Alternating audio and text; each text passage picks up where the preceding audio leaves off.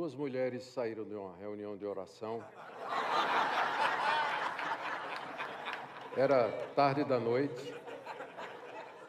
E elas eram daquela igreja que usa o coque, 2 dedos de sobrancelha, vestido branco, arrastando pelo chão.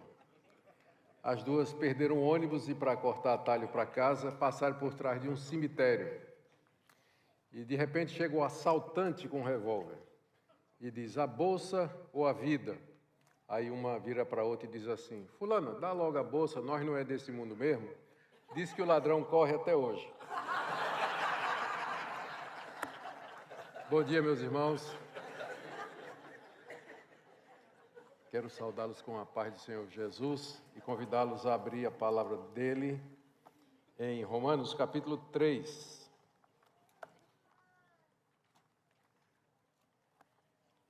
Romanos capítulo 3.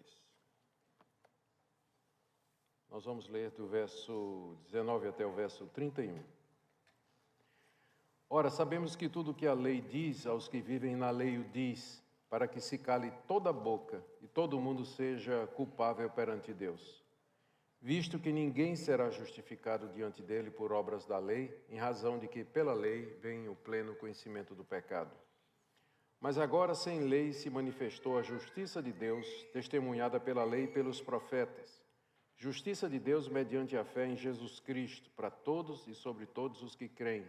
Porque não há distinção, pois todos pecaram e carecem da glória de Deus, sendo justificados gratuitamente por sua graça, mediante a redenção que há em Cristo Jesus, a quem Deus propôs no seu sangue como propiciação, mediante a fé, para manifestar a sua justiça, por ter Deus, na sua tolerância, deixado impunes os pecados anteriormente cometidos, tendo em vista a manifestação da sua justiça no tempo presente, para ele mesmo ser justo e o justificador daquele que tem fé em Jesus. Onde, pois, a jactância foi de todo excluída, porque lei das obras? Não, pelo contrário, pela lei da fé. Concluímos, pois, que o homem é justificado pela fé, independentemente das obras da lei. É porventura Deus somente dos judeus? Não é também dos gentios? Sim, também dos gentios, visto que Deus é um só, o qual justificará por fé o circunciso e mediante a fé o incircunciso. Anulamos, pois, a lei pela fé? Não, de maneira nenhuma, antes confirmamos a lei. Até aqui, queridos, a leitura da palavra de Deus. Vamos orar. Pai amado, nós pedimos agora a iluminação do Teu Espírito Santo para que possamos compreender a Tua palavra. Abre os nossos olhos para que vejamos as maravilhas da Tua lei. É o que pedimos em nome de Jesus. Amém. Meus irmãos, essa carta foi escrita pelo apóstolo Paulo com o objetivo de expor à igreja de Roma o evangelho que ele pregava. Paulo, depois de cerca de 12 a 15 anos de trabalho ali no vale do rio Ilírico e passando pelas províncias romanas, pregando e plantando igrejas nas principais cidades, ele considerou que já não tinha mais campo de trabalho ali. E ele então pôs os olhos na Espanha, onde Cristo ainda não havia sido anunciado. E ele tem planos de ir até aquela região e pregar a Cristo, como ele tinha feito durante todo esse tempo, e ele precisava do apoio de uma igreja, o apoio espiritual, o apoio financeiro, todo tipo de suporte que ele pudesse encontrar na sua missão. E no caminho para a Espanha estava a igreja de Roma. Paulo não era o fundador da igreja de Roma, embora lá houvesse muita gente que o conhecia de outros lugares, ele não era conhecido oficialmente da igreja. Então, ele resolve escrever essa carta à igreja de Roma com alguns objetivos. Primeiro, chamá-los e convidá-los a participar nesse projeto missionário de ir à Espanha pregar o evangelho. Segundo, expor o evangelho que ele prega, para que ficasse claro para a igreja de Roma que o que ele pregava estava de acordo com a doutrina dos apóstolos em Jerusalém. E terceiro, responder algumas questões que ele sabia que seriam levantadas quando ele chegasse em Roma. Paulo era considerado um apóstata do judaísmo, alguém que falava contra as grandes instituições da religião que Deus deu através de Moisés. Paulo falava contra o templo, falava contra a lei, dissuadia os judeus de circuncidarem seus filhos. Então havia muita maledicência e mal entendido a respeito de Paulo e da mensagem dele. Especialmente em Roma, onde havia uma grande comunidade de judeus. Era tão grande a comunidade lá e tão influente que o imperador Cláudio, uma certa altura, havia passado um édito, expulsando os judeus de Roma. E no meio vieram os cristãos também, já que o Império Romano, a essa altura, não fazia distinção quem era judeu, quem era cristão. Para eles, os cristãos eram uma seita do judaísmo. E foi nessa ocasião que Priscila e Áquila saíram de Roma e haviam encontrado com Paulo e se tornaram colegas fazendo tendas. Mas isso para dizer para vocês como era forte a presença do judaísmo em Roma. Paulo sabia que quando chegasse lá, porque ele, quando escreveu, estava em Éfeso, final da sua terceira viagem missionária, o plano dele era ir a Jerusalém, levar uma oferta para os judeus que estavam passando por necessidade, e de lá caminhar para Roma. E Paulo sabia que quando chegasse na cidade, fosse na igreja e apresentasse seu plano de pregar o evangelho aos gentios, haveria oposição. Os judeus haveriam de levantar questões e acusações contra ele, como fizeram durante todo o seu ministério. É só ler o livro de Atos e vocês verão a perseguição que os judeus sempre moveram contra o apóstolo Paulo. A carta aos Romanos é a exposição do pensamento de Paulo à luz das questões judaicas daquela época. É por isso que na carta você vai encontrar tanta referência a obras da lei, Israel, judeu. As citações são do Antigo Testamento, Abraão, Davi, conforme nós vimos ontem. É a explicação, é a resposta, é como se Paulo estivesse já esvaziando, dando antecipadamente respostas a questões que seriam levantadas lá. Muita gente considera a carta aos Romanos como sendo a carta mais sistemática do apóstolo Paulo. Na verdade, ela não pretende ser uma teologia completa, porque Paulo aqui trata pouco da pessoa de Cristo, por exemplo, trata mais da sua obra e de outras questões que não estão aqui.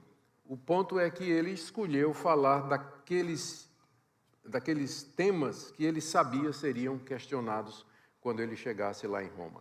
É uma carta de um missionário que mostra o que ele prega e quer o apoio da igreja a quem ele se dirige. A carta é dividida em algumas seções muito claras. Na primeira, Paulo fala da perdição de toda a raça humana, que vai do capítulo 1 até metade do capítulo 3. Primeiro a perdição dos gentios, depois a perdição dos judeus, depois a perdição de todos. Da metade do capítulo 3 até o final do 5, ele fala da justificação. Perdição primeiro, justificação. Como é que Deus justifica tanto os gentios como os judeus? Do capítulo 6 até o 8, ele fala de santificação. Capítulo 6, como é que eu sou livre do pecado. Capítulo 7, como eu sou livre da lei. Capítulo 8, vida no Espírito. Do capítulo 10 até o 11, do 9 até o 11, ele entra na parte de escatologia. Qual o papel de Israel no plano da redenção?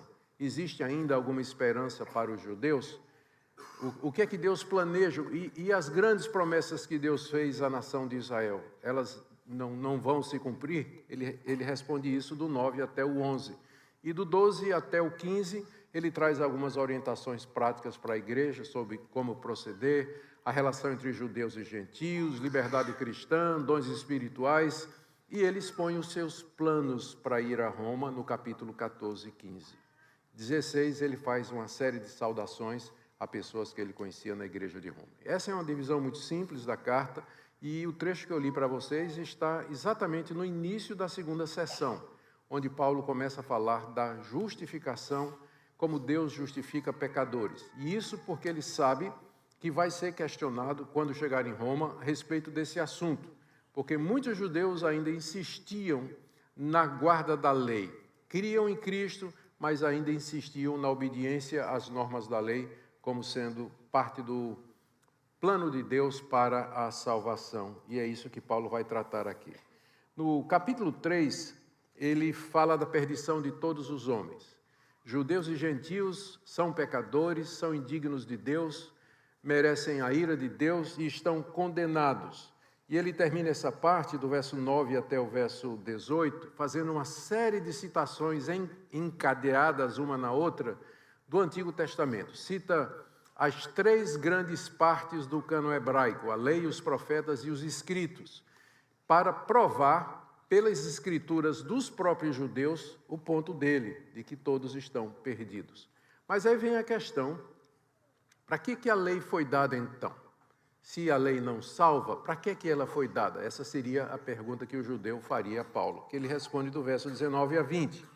Ora, sabemos que tudo que a lei diz, aos que vivem na lei o diz, para que se cale toda a boca e todo mundo seja culpável perante Deus, visto que ninguém será justificado diante dele por obras da lei, em razão de que pela lei vem um pleno conhecimento do pecado. A lei foi dada, explica Paulo, por 3 motivos. Primeiro, para calar a sua boca. Foi dado para que se cale toda a boca diante de Deus. Quando eu comecei meu ministério, ainda jovem, não era pastor ainda, evangelista, no interior de Pernambuco, pregando para os plantadores de cana da usina Cucaú, numa cidade chamada Gamileira, costumava entrar de casa em casa onde me permitiam e pregava o evangelho. E geralmente eu começava dizendo para a pessoa, depois tomava um café, comia um pedaço de rapadura, e, enfim, aquelas conversas aí, aproveitando a oportunidade, eu dizia: o senhor sabe que é um pecador? Para introduzir o evangelho. Invariavelmente a resposta é: eu sei que sou pecador, mas tem gente pior do que eu. O senhor precisa conhecer meu vizinho, né?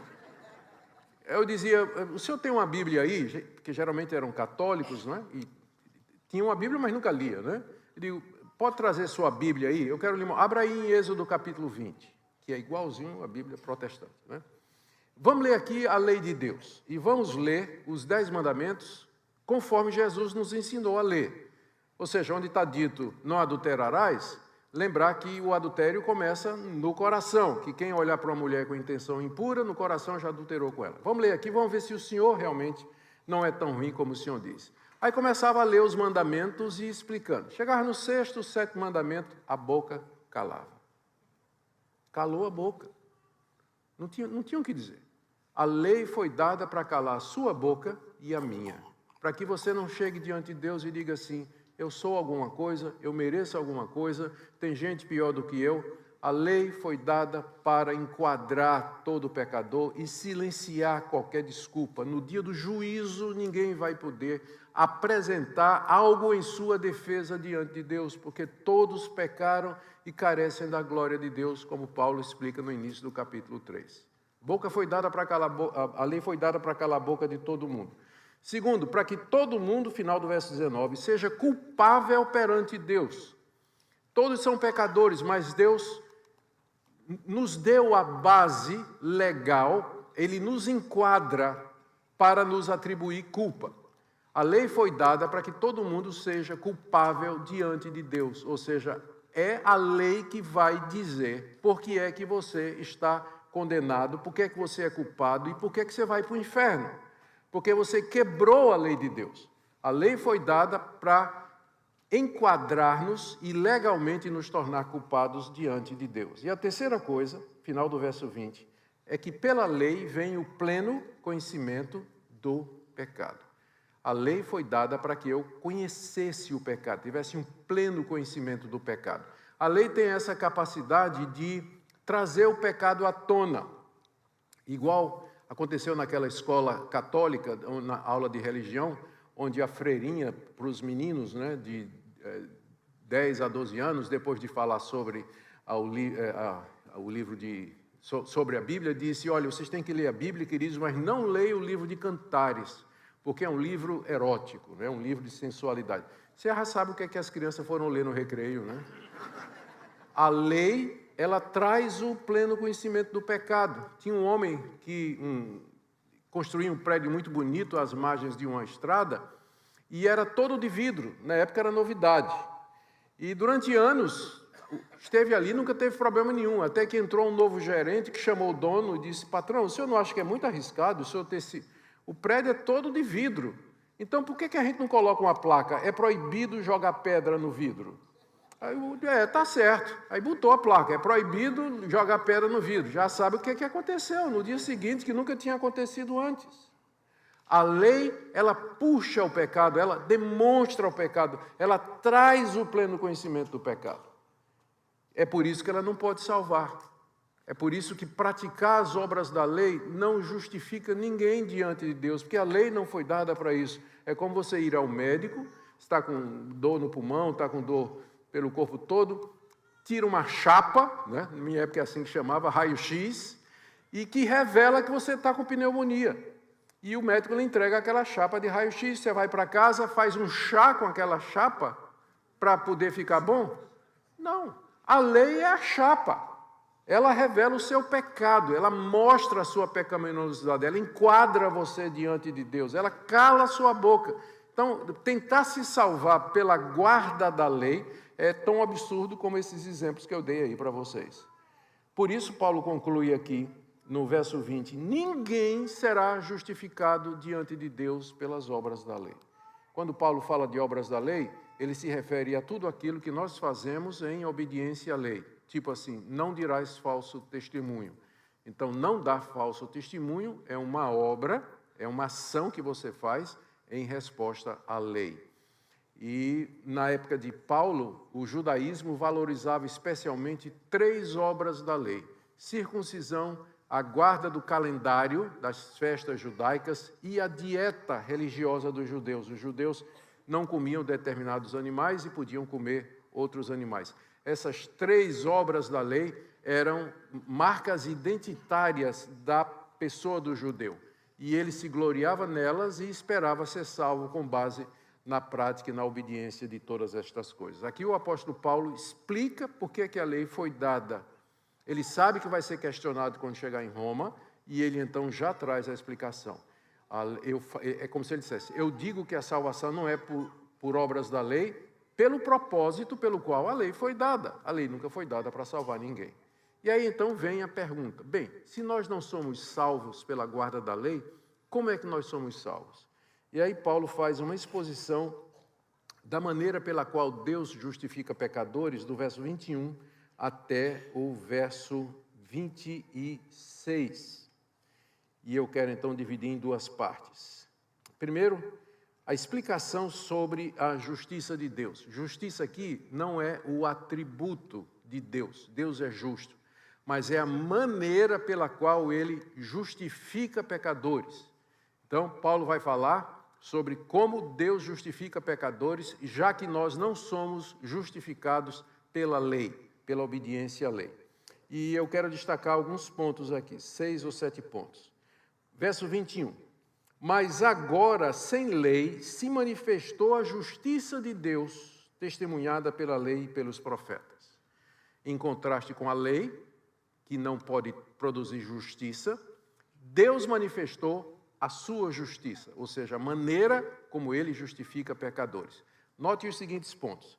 Mas agora, o agora aqui, a gente chama em teologia, é o agora escatológico. É aquele momento no tempo em que Deus concretiza o que ele prometeu no Antigo Testamento, pela vinda de Cristo, pela encarnação, vida, morte e ressurreição de Cristo. Esse é o agora. É o agora. Mas agora chegou o tempo da redenção. Mas agora Deus mostra como é que ele salva pecadores. Então, o agora é aquele tempo que compreende a morte e a ressurreição de Cristo e o derramamento do Espírito Santo e tudo que se segue até o dia de hoje. Agora, sem lei, ou seja, sem qualquer exigência da parte de Deus, porque a lei exige, não é? Então, sem lei, a justiça de Deus é sem lei. Não há exigência absolutamente nenhuma. Deus não requer nada do pecador.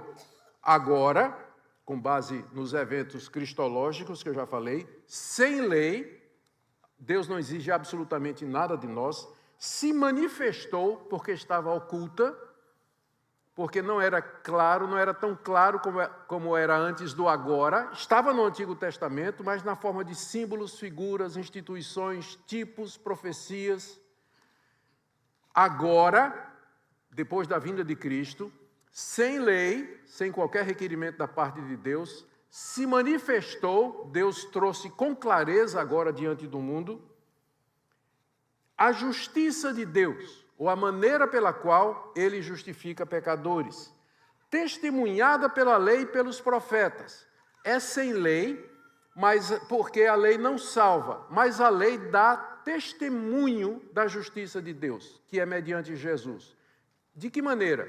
A lei mosaica exigia sacrifícios de animais, determinadas ofertas, o ministério do sacerdote, tudo isso apontava para a justiça de Deus. Deus justifica o pecador não com base na obediência dele, mas com base nos sacrifícios, no sangue derramado, pela mediação do sacerdócio levítico que Deus instituiu. Então, a lei dava testemunho da justiça de Deus. No Antigo Testamento, a salvação era da mesma forma que é agora, nossa, da forma como nós somos justificados. Só que a maneira como Deus fazia isso era meio que velada, debaixo das ordenanças da lei cerimonial e das leis culticas do serviço a Deus. Deus manifestou agora, testemunhada pela lei e pelos profetas. Os profetas falaram desses tempos. Isaías capítulo 53 é o melhor exemplo disso aí. Os profetas anunciaram a chegada do Messias, do servo sofredor. Tudo está lá no Antigo Testamento. Então, está aqui, só no verso 21 são 5 coisas. Agora, sem lei, manifestou-se a justiça de Deus, testemunhada pela lei e pelos profetas. Ou seja, Paulo diz assim, eu não estou trazendo nada novo para vocês. O que eu estou dizendo para vocês está na lei de vocês e nos seus profetas. Está nos escritos do Antigo Testamento, a maneira como Deus justifica pecadores. E ele explica aqui no verso 22 como é que Deus faz isso. Verso 22, justiça de Deus mediante a fé em Jesus Cristo. Deus não nos justifica com base na lei, mas com base na fé em Jesus. É esse o método de Deus que está no Antigo Testamento, na lei e nos profetas, e que agora se manifestou, agora no tempo da redenção. Justiça de Deus, continua ele, para todos e sobre todos os que creem. Todos aqui é judeus e gentios.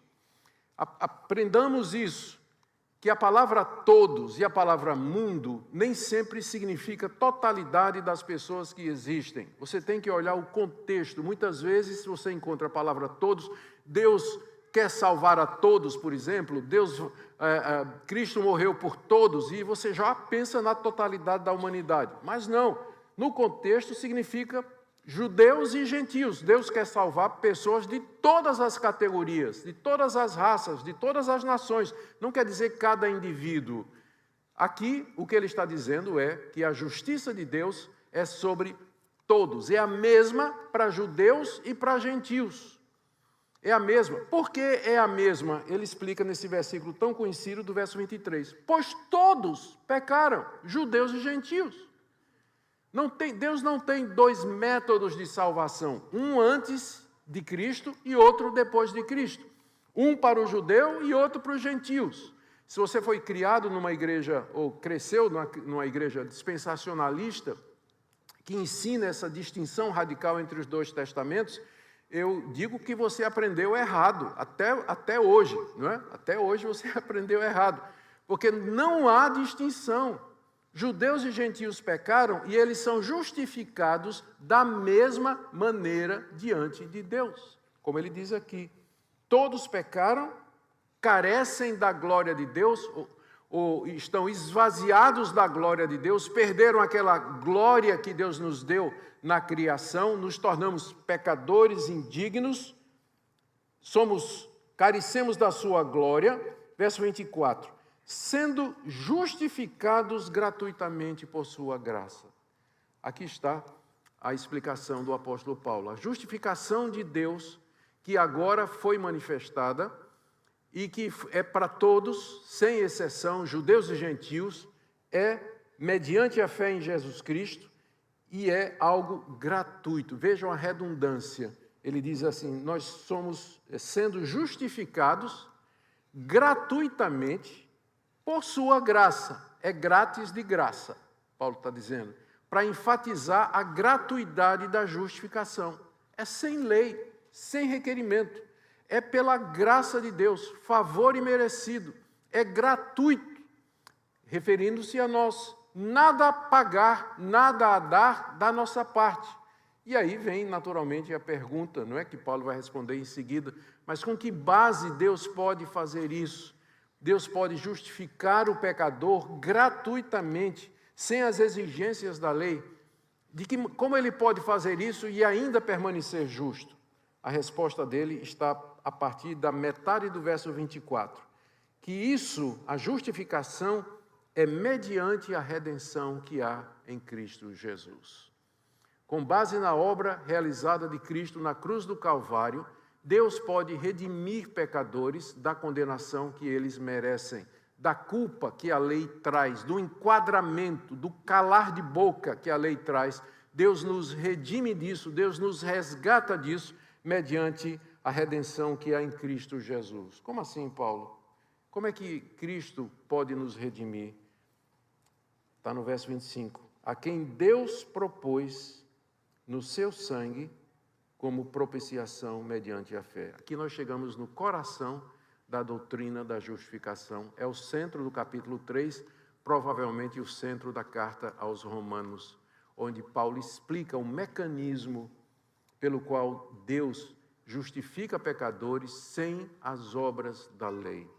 É mediante a redenção que há em Cristo, a quem Deus propôs. Note que a iniciativa é de Deus, é Deus que propõe. Paulo está dizendo, isso não é alguma coisa que eu inventei, eu não tirei isso da cartola, da manga, não foi algo que eu criei, mas isso aqui é a própria proposição de Deus. Foi Deus que propôs isso, Deus apresentou isso à humanidade. O que é que Deus propôs? Deus propôs propiciação no sangue de Jesus. Propiciação é uma palavra grega, vem de uma palavra grega, hilasterion, que é a tradução da palavra hebraica kaforet, que no Antigo Testamento se referia à tampa da arca. Todos vocês sabem, lembram, como Deus, ao mandar que Moisés fizesse um tabernáculo no deserto, depois que o povo saiu da terra do Egito, Deus deu exatamente os detalhes, as dimensões dos utensílios que deveriam estar naquela arca. O altar de ouro, o altar do incenso, a mesa da proposição e a arca da aliança. A arca da aliança devia ser feita com um determinado tipo de madeira e toda coberta de ouro. E dentro dela deveria estar as duas tábuas da lei, essa lei que condena devia estar lá dentro, junto com o maná e a vara de Arão que havia florescido. Por cima de tudo aquilo vinha o hilasterion, que significa propiciatório, e cobria a lei. Era sobre o propiciatório, onde havia dois querubins, um de frente para o outro, com as asas se tocando, era ali, no propiciatório, que o sacerdote entrava uma vez por ano no Yom Kippur, no dia da expiação. E lá ele entrava com sangue de um cordeiro que havia sido imolado no santo lugar. Ele entrava no Santo dos Santos, que era protegido por uma cortina, e ali ele derramava aquele sangue sobre a tampa, sobre o caforete, sobre o propiciatório, o hilasterion, e aquele sangue cobria a tampa da arca e cobria a lei. A lei não podia alcançar a nação de Israel, porque estava coberta pelo sangue. Naquele sangue Deus se propiciava, Deus se considerava satisfeito e não iria mais destruir a nação de Israel, o israelita, porque os pecados estavam cobertos pelo sangue. É a mesma palavra que Paulo usa aqui. Deus propôs a Cristo como o caforete, como o hilasterion, a tampa sobre a qual o sangue é vertido. O sangue de Cristo, portanto, nos cobre o nosso pecado, de forma que Deus nos considera justos, Deus nos atribui, imputa a justiça de Cristo, como nós ouvimos nas palestras anteriores. A figura é tirada do Antigo Testamento, daquela cerimônia do dia da expiação. Deus propôs Cristo como propiciatório. Tudo aquilo do Antigo Testamento apontava para a pessoa e para a obra de Cristo. E isso, agora Paulo explica o motivo pelo qual Deus procedeu dessa maneira. O mecanismo, esse mecanismo que Deus se utilizou, ele foi escolhido por os seguintes motivos. Veja aí, final, metade do verso 25. Para manifestar a sua justiça. Então, tudo isso aconteceu, Cristo morreu, a lei foi dada, Cristo morreu, sangue verteu, Espírito desceu, tudo isso foi feito para Deus manifestar a sua justiça, por ter deixado ele, na sua tolerância, impunes os pecados anteriormente cometidos. Isso aqui não quer dizer que Deus, no Antigo Testamento, ele fechava os olhos ou passava pano para os pecados das pessoas, porque parece ser a primeira explicação do texto, né? Para manifestar sua justiça, por ter Deus, na sua tolerância, deixado impunes os pecados anteriormente cometidos. Ou seja, Deus não puniu os pecadores na antiga aliança. Não é isso que o texto está dizendo. O texto quer dizer o seguinte: Deus, depois do pecado de Adão, Deus não disse assim, essa raça não tem jeito. Eu vou condenar toda a sua descendência ao inferno e vou fazer recair sobre eles a minha ira, porque todos pecaram e carecem da minha glória. Deus não fez isso. Em vez disso, como nós vimos na palestra inicial do pastor Samuel, Deus prometeu lá no próprio jardim a vinda de um Redentor que esmagaria a cabeça da serpente e que seria aquele em quem seriam benditas todas as nações da terra. Então, Deus deixou impune nesse sentido de que Deus não desistiu da raça humana por conta dos pecados que geraram a nossa condenação. Mas Ele enviou seu Filho e cumpriu o seu propósito de nos redimir. E dessa forma Ele mostra como Ele é justo. Por quê? Por que é que Ele está fazendo isso? Porque sendo justo, Ele não desistiu da humanidade, sendo fiel a si mesmo e às suas promessas, Ele apresenta um modo de justificar o pecador. Verso 26, aí você tem a segunda razão pela qual Deus fez tudo isso, para manifestar a sua justiça, e aqui, justiça agora é atributo de Deus, no tempo presente, para Ele mesmo ser justo e justificador daquele que tem fé em Jesus. Nós vimos esse ponto abundantemente nas palestras anteriores. Como é que Deus pode ser justo em justificar pecadores? Quem justifica o ímpio é abominação. O juiz que justifica o culpado, ele é um juiz corrupto. Como é que Deus pode fazer isso? A resposta é Cristo como propiciação pelos nossos pecados. Em Cristo, no sangue derramado, nós vemos Deus satisfaz a sua justiça e, portanto, Ele pode justificar pecadores com base naquilo que Cristo fez. E é assim que Ele é, ao mesmo tempo, final do verso 26, justo e justificador daquele que tem fé em Cristo Jesus. Aqui o apóstolo Paulo, como eu disse, ele está respondendo às questões prováveis que seriam levantadas quando ele chegasse em Roma. Ah, mas você está falando contra a lei de Deus, foi Deus que deu a lei. É a santa lei de Deus, e nós ouvimos falar em todo lugar que você prega contra a lei de Deus, e a resposta de Paulo vai ser, eu não prego contra a lei, eu digo apenas porque é que ela foi dada e que vocês não estão entendendo. A lei foi dada para condenar vocês. Ah, mas se a lei foi dada, a resposta do judeu, mas se a lei foi dada para nos condenar, e a lei não salva, como é que nós podemos ser justificados? Paulo diz, está escrito na lei de vocês e nos profetas de vocês, é mediante o caforete, a propiciação, o lugar onde Deus se propicia com vocês, onde Deus aceita o perdão de vocês. Ah, mas aí Deus seria injusto em fazer isso. Não, porque Ele mesmo propôs o sangue do seu Filho como pagamento pelos pecados e, com base nisso, Ele pode imputar a justiça a cada um de vocês. E dessa forma Deus manifesta como Ele é justo e justificador daquele que tem fé em Jesus. E a última parte do texto é quando Paulo, então, traz 4 conclusões. Primeiro, verso 27.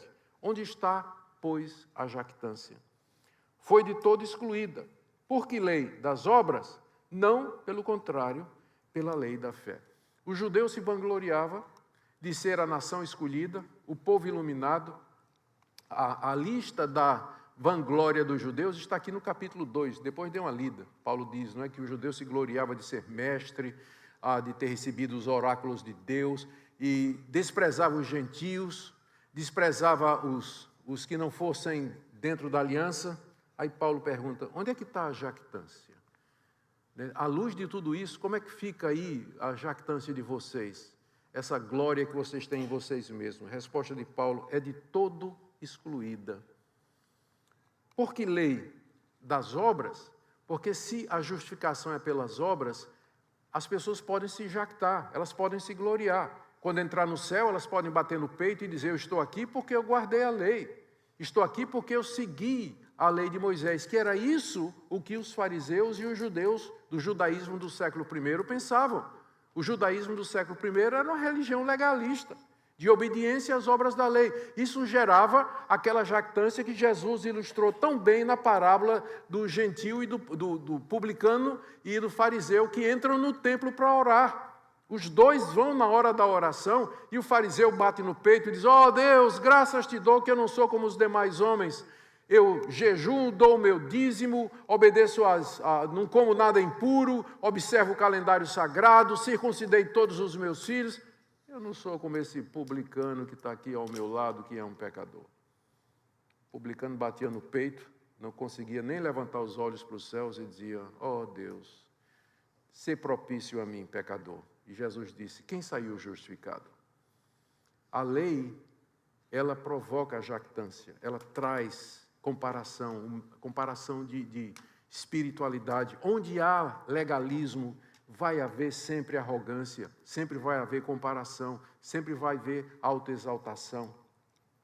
Mas a lei da fé, como Paulo chama aqui, aparentemente é uma contradição, né? Mas não é. O princípio da fé, o princípio de que Deus salva pecadores mediante a graça, mediante a fé, pela sua graça, exclui a jactância.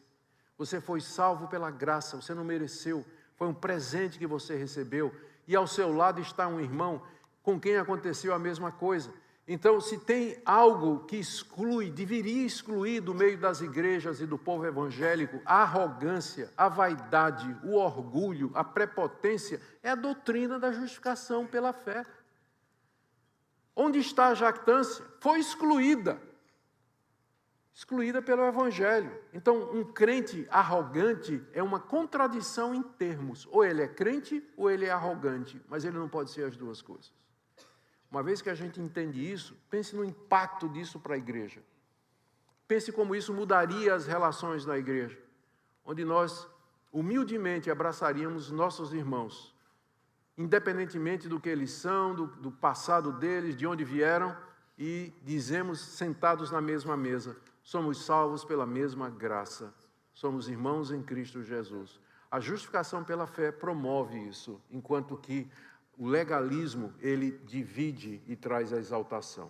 Segunda conclusão de Paulo, no verso 28, concluímos, pois, que o homem é justificado pela fé, independentemente das obras da lei. Isso aqui era uma facada no coração do farisaísmo, do judaísmo do século I. Nós não somos justificados por obras da lei, diz o apóstolo Paulo. O homem é justificado pela fé em Cristo, independentemente das obras da lei.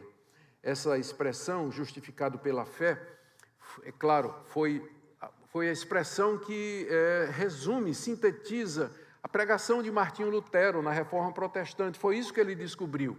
E ele acrescentou nas suas pregações, sempre e nos seus comentários, no que ele escreveu, o homem é justificado pela fé somente.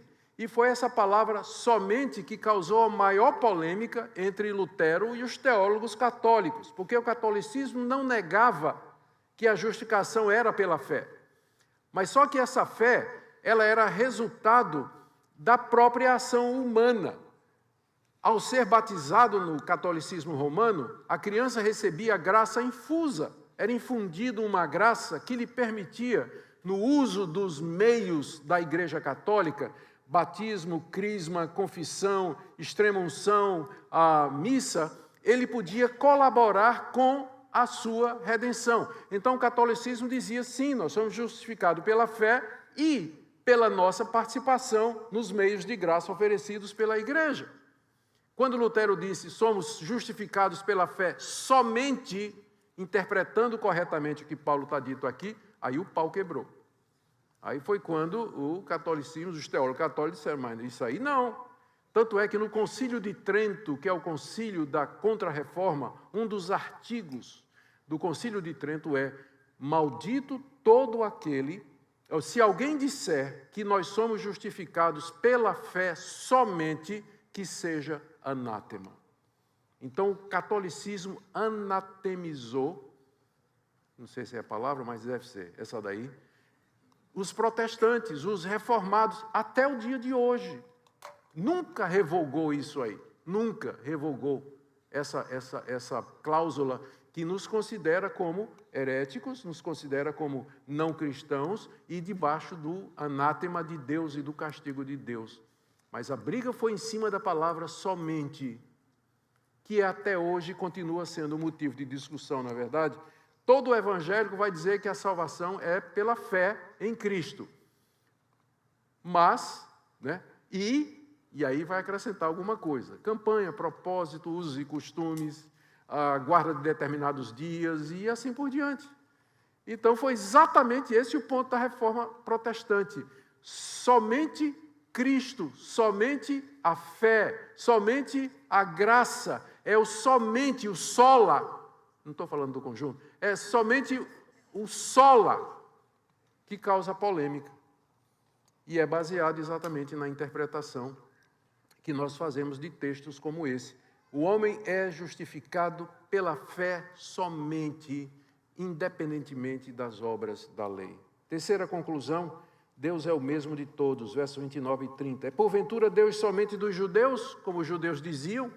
Nós somos os filhos de Abraão, Deus é o nosso Deus, é o Deus de Israel. É Deus, porventura, somente dos judeus? Não é também dos gentios? Sim, também dos gentios. Aqui Paulo, mais uma vez, ele dá uma facada no coração do judaísmo, que julgava-se exclusivo. Era o único povo que tinha... Deus era o Deus de Israel. E os gentios iam todos para o inferno. Não, Deus é também dos gentios, visto que Deus é um só, o qual justificará por fé o circunciso, que é o judeu, e mediante a fé o incircunciso. Não tem diferença entre por fé e mediante a fé. É a mesma coisa, Paulo apenas muda as preposições, as conjunções, por conta da semântica, do estilo. Mas é a mesma coisa. Qual é o ponto de Paulo aqui? Deus justifica os judeus e os gentios absolutamente da mesma maneira, mediante a fé em Cristo Jesus. Portanto, ele não é Deus somente de Israel, ele não é Deus somente dos judeus, ele é Deus de todas as nações, de todos aqueles que em todo lugar professam seus nomes, como brasileiros e americanos morando em Orlando. Ele é o nosso Deus, não é Deus somente de Abraão, Isaque e Jacó. E, finalmente, última conclusão de Paulo. Anulamos, pois, a lei pela fé, que seria a reação do judeu. Paulo, isso que você está dizendo, anula a lei. Qual o propósito da lei, então? Então não tem lei mais. Se a lei nos salva, a lei condena. Somos salvos sem as obras da lei. Se a lei é tudo isso que você está dizendo, então você está anulando a lei de Deus, não tem mais lei. Nós podemos agora, se somos salvos pela fé, podemos dizer, fora com a lei. Resposta de Paulo no verso 31. Anulamos, pois, a lei pela fé? Não, de maneira nenhuma. Antes, confirmamos a lei. Se você entender que a lei foi dada para mostrar o pecado, o Evangelho confirma a lei. Porque primeiro vem a má notícia, você está condenado, e a lei faz o papel de mostrar isso. Depois é que vem a boa notícia, mas Deus justifica o pecador mediante a obra completa de Cristo. Não pode haver boa notícia se não tiver uma má notícia antes. É por isso que quando o Evangelho é pregado a pessoas que não estão debaixo de convicção de pecado, vai ser alguma coisa que elas não têm o menor interesse, como propaganda de remédio para quem está bem. Você faz propaganda de remédio para quem está perfeitamente saudável, não tem o menor interesse. Mas quando a lei entra, e Lutero chamava a lei de amarreta de Deus, porque quebra a autoconfiança do pecador, a segurança do pecador é abalada pela lei de Deus. Quando a lei faz o trabalho dela, produz convicção de pecado, aí o evangelho entra, e aí o evangelho faz sentido. É somente quando a pessoa começa a se sentir culpada, temer a Deus, o medo de ir para o inferno, está vendo a sua culpa e a sua condenação, é que Cristo vai parecer doce, desejável, amado para ele. Ele vai entender a obra de Cristo somente quando a lei fizer o seu trabalho. Essa é a sequência geralmente lógica. Deus primeiro convence de pecado e usa a lei para isso. E aí, quando a pessoa está convencida dos seus erros, dos seus pecados, é que ela então abraça Jesus como sendo seu único e suficiente Salvador. Anulamos a lei pelo Evangelho? Pelo contrário, nós confirmamos o papel da lei. Lutero disse uma coisa muito interessante que eu acho que explica bem isso aqui. Ele disse que a lei nos leva a Cristo para a justificação. E Cristo nos traz de volta a lei para a santificação. Nós chamamos isso do terceiro uso da lei. A lei funciona como regra de gratidão. Vou exemplificar. Eu, pecador, fui salvo pela graça. Entendi que Deus me salvou gratuitamente. Meus pecados foram perdoados. Cheio de gratidão, transbordando de alegria, me ajoelho diante dos pés da cruz do meu Salvador e pergunto: Senhor Jesus, o que é que eu posso fazer para agradecer o que o Senhor tem feito por mim? Como eu posso viver de maneira a refletir essa gratidão que eu tenho no coração? Resposta de Jesus: não terás outros deuses diante de mim, não farás para ti imagem de escultura, não tomarás o meu nome em vão, lembra-te do dia de descanso, honra teu pai e tua mãe, não furtarás, não adulterarás, não matarás, não dirás falso testemunho, não cobiçarás coisa nenhuma do teu próximo. A lei é norma de gratidão. Aquele que foi justificado pela fé, ele vai andar na lei do Senhor. Não para a salvação, mas ele vai andar na lei do Senhor como uma expressão de gratidão.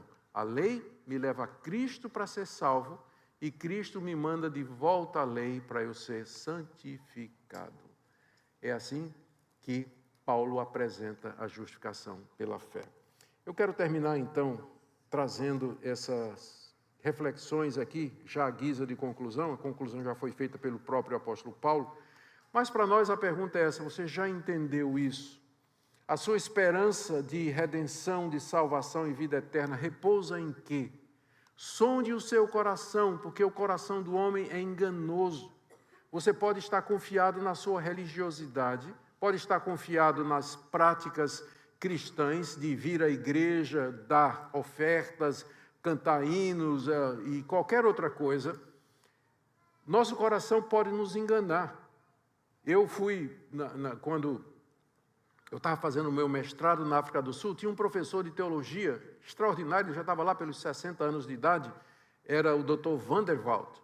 E ele contou para nós, na sala de aula, a experiência dele. Ele cresceu na igreja, ele foi batizado desculpem os batistas, quando criança, depois ele fez a profissão de fé dele, Deus o chamou para ser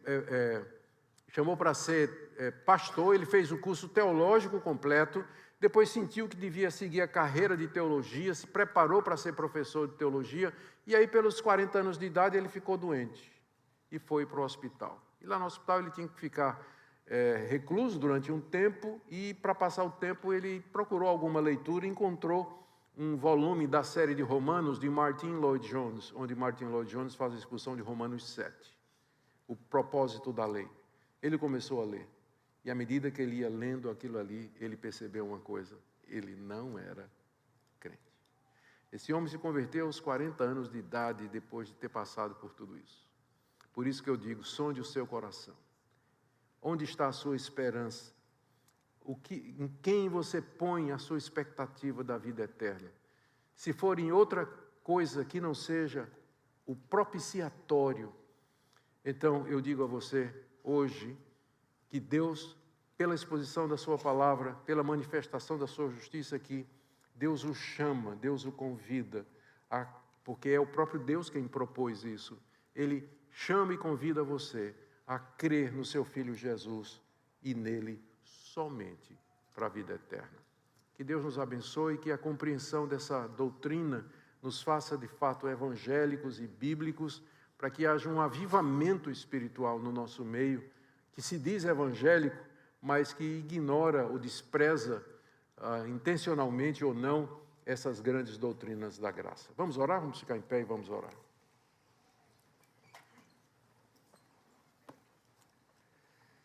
Senhor, nós queremos agradecer pela Tua palavra, que agradecemos pelo apóstolo Paulo, a quem o Senhor deu tanto entendimento, profundidade, clareza, e nós pedimos que o Senhor nos dê a mesma coisa. Nós queremos saber, nós queremos conhecer, nós queremos nos aprofundar na Tua palavra, cheios de alegria, de êxtase espiritual, maravilhados, embevecidos diante da Tua grande sabedoria, ó Deus, em manifestar a Sua justiça, para que Tu sejas justo e justificador daquele que tem fé em Jesus. Senhor, se tem alguém aqui que ainda não compreendeu, nós pedimos que o Senhor abra os olhos dessa pessoa, para que ela entenda a Tua graça gratuita, livre, que chama e transforma pecadores. É o que nós pedimos em nome de Jesus. Amém. Amém.